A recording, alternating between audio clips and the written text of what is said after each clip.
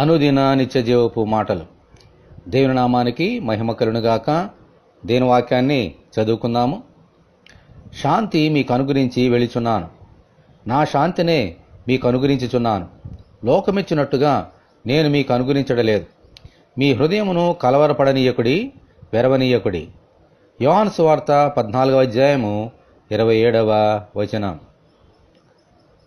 ఒకరు లోకమంతయు సంపాదించుకొని మనశ్శాంతిని కోల్పోయినా ఏమి ప్రయోజనం? అబ్రహాము ప్రవక్త మహాధనవంతుడు. వెండి, బంగారము, పశువులు, దాసులు, సేవకులు విస్తారమైన సంపద కలిగి ఉన్నాడు. కానీ 100 సంవత్సరములు వచ్చిన అబ్రహామునకు మనశ్శాంతి లేదు.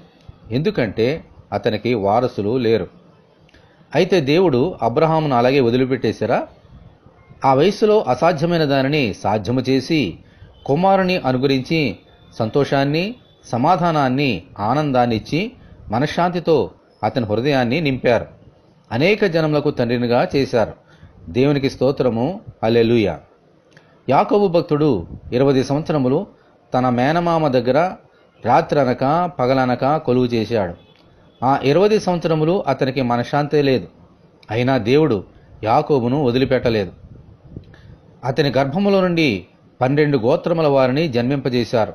గొప్ప మనశ్శాంతితోనే యాకోబు ఈ లోకాన్ని విడిచిపెట్టాడు. ఆమెన్.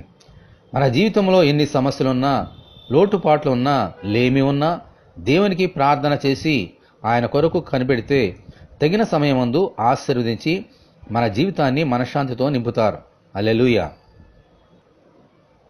ప్రభువా, మా కష్ట నష్టములను తొలగించి మీ శాంతితో ఈ లోకంలో జీవించినట్లు అనుగ్రహించమని ప్రభు అయిన యేసుక్రీస్తు ద్వారా మనమందరము దేవుని ప్రార్థన చేసుకుందాము. ప్రభువా, మీకు వందనాలు.